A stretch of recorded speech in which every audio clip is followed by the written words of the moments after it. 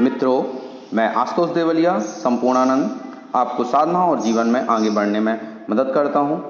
आपका स्वागत करता हूँ अपने चैनल महाविद्या तंत्र साधना में। इस जून और जुलाई के महीने में लगातार 3 ग्रहण पड़ रहे हैं। तो इन 3 ग्रहणों में 2 चंद्र ग्रहण और 1 सूर्य ग्रहण। इन 3 ग्रहणों में कौन सा ग्रहण होगा जो आपकी साधना के लिए उपयुक्त होगा और इन समय साधना करने से आपको आपके जप का लाखों करोड़ों गुना फल मिलेगा।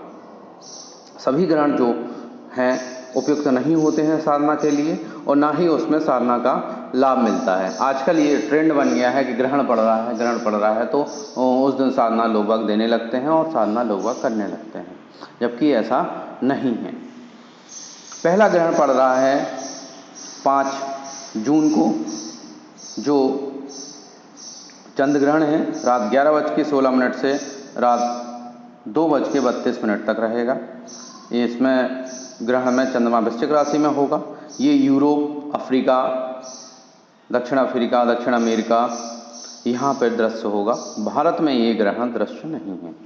चूँकि भारत में ये ग्रहण दृश्य नहीं है इसलिए इसका सूतक नहीं होगा और ना ही इस ग्रहण के जप का फल आपको मिलेगा। लोग बाग कहते हैं कि भाई ग्रहण तो हो रहा है, ब्रह्मांड में घटना तो हो रही है तो उसका फल जरूर मिलेगा, लेकिन ऐसा नहीं है। देश काल के हिसाब से ही होता है। सुबह जब सूर्य निकलता है तो आपके यहाँ अक्षांश के हिसाब से दिनमान होता है। हर जगह पे अलग अलग सूर्योदय का काल और सूर्य अस्त का काल होता है। तो जहाँ पे ग्रहण दिखाई देता है वहीं पे ही ग्रहण का प्रभाव होता है। तो भारत में चूँकि ये चंद्र ग्रहण दिखाई नहीं दे रहा है तो इस दिन साधना का प्रभाव नहीं होगा। साधना का जो लाभ आपको मिलना चाहिए, नॉर्मल जो लाभ मिलता है वो तो मिलेगा, लेकिन आप सोचें उसमें आपको सिद्धि का लाभ या जप का कई गुना मल्टीफोल्ड आपको लाभ मिलेगा, तो ऐसा नहीं होगा। ये हो गया पहला ग्रहण।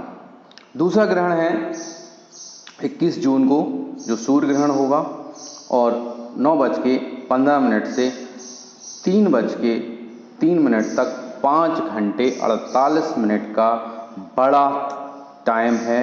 ये ग्रहण काल है, बहुत बड़ा है। इस समय आप कोई भी मंत्र सावर मंत्र सिद्ध कर सकते हैं। अपने वैदिक मंत्र जो आप पहले से कर रहे हैं वो भी आप उनको ज़्यादा जप का लाभ ले सकते हैं। आप उन मंत्रों में ज़्यादा पावर डाल सकते हैं, ज़्यादा ऊर्जा डाल सकते हैं, क्योंकि ये ग्रहण काल में जो है परिवर्तन होते हैं, ब्रह्मांडीय परिवर्तन होते हैं। आपका जप सीधा देवता तक पहुंचता है और आपको उसका कई गुना फल मिलता है। ठीक है, लाखों करोड़ों गुना फल मिलता है। इस जो सूर्य ग्रहण है इसमें 6 ग्रह जो हैं, बुध है, बृहस्पति है, शुक्र है, शनि है, राहु, केतु, ये ग्रह वक्री हो रहे हैं और इस समय जो योग है वो कई सालों बाद, सैकड़ों साल बाद बन रहा है। इतना बड़ा, इतनी ज़्यादा देर के लिए ग्रहण मैंने काफ़ी समय से नहीं देखा है। न 3-4 घंटे का तो होता है, ये सीधा 5.25 घंटे का ग्रहण है। आप इस समय का उपयोग अच्छे से कर सकते हैं। ग्रहण काल में धूप दीप जला सकते हैं, मूर्ति को स्पर्श ना करें, मंदिर जो पटबंद रहते हैं, खाएं पिए ना, नाखून ना काटें, अपना जप करें और जप का लाभ उठाएं। इस समय आप कोई भी मंत्र, सावर मंत्र सिद्ध कर सकते हैं, आप वैदिक मंत्र कर सकते हैं और कोई भी जो आपका नित्य मंत्र हो उसको ही आप ज़्यादा अच्छे से कर सकते हैं। नई साधना भी करने की ज़रूरत नहीं है, पुरानी साधना को ही आप दोबारा कर सकते हैं। दूसरा, अब अगला जो ग्रहण है वो 5 जुलाई को होगा। ये भी चंद्र ग्रहण ही होगा और ये दिन में 8:37 से 11:22 तक होगा। ये भी जो है यूरोप, अफ्रीका और दक्षिण अमेरिका में दृश्य, अपने भारत में दृश्य नहीं है, तो इसका भी कोई ऐसा प्रभाव देखने के लिए नहीं मिलेगा और ना इसका ही कोई जप का फल आपको एक्स्ट्रा बेनिफिट मिलेगा। अब जो ग्रहण होता है उसकी जो कहानी है आप जानते ही हैं। जब समुद्र मंथन हुआ था तो अमृत निकला था उसमें अमृत निकला था तो देवताओं और राक्षसों को अमृत बांटा जाना था। विष्णु जी ने सुंदरी रूप में धारण किया था और वो देवताओं को अमृत बांट रहे थे। तो दैत्य जो है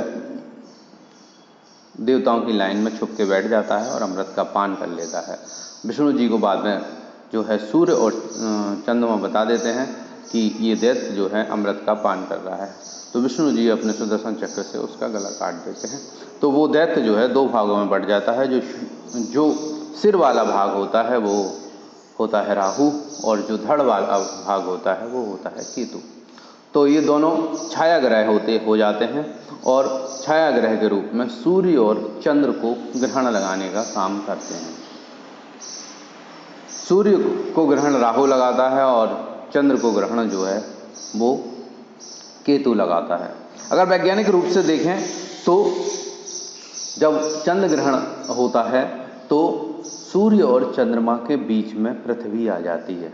जब चंद्र ग्रहण होता है तो सूर्य और चंद्रमा के बीच में जो है पृथ्वी आ जाती है, इसलिए पृथ्वी की जो छाया है वो चंद्रमा पर पड़ती है। इसी समय राहु का जो है पूर्ण काल होता है, केतु का पूर्ण काल होता है और चंद्र ग्रहण होता है।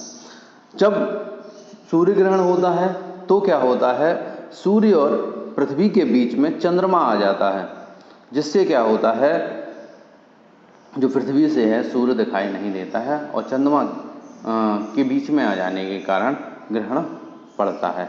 ये राहु के कारण होता है। उस समय राहु पूरी तरह से एक्टिव होता है।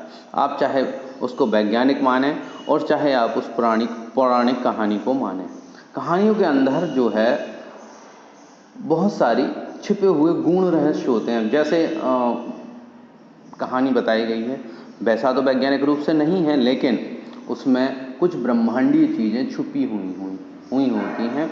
आपको जाप का जो है बहुत बेहतरीन लाभ होता है, कई गुना मल्टीपल फोल्ड में लाभ होता है।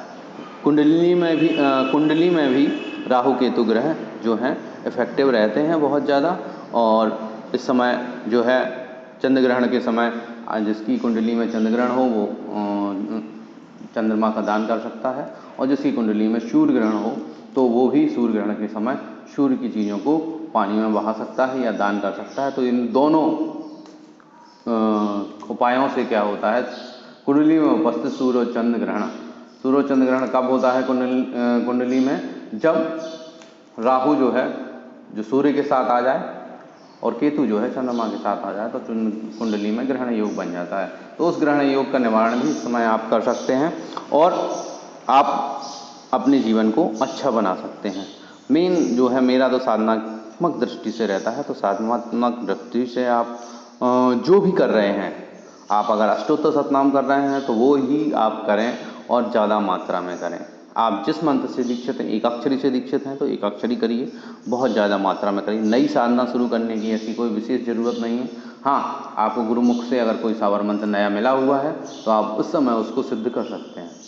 नई साधनाएं करने की ज़रूरत नहीं होती है। आप ग्रहण काल में अपनी पुरानी ही साधना को आगे बढ़ाइए और उसी को ही बार बार कीजिए। इससे आपको बहुत लाभ होगा। आपकी साधना में ग्रहण काल का उपयोग कीजिए।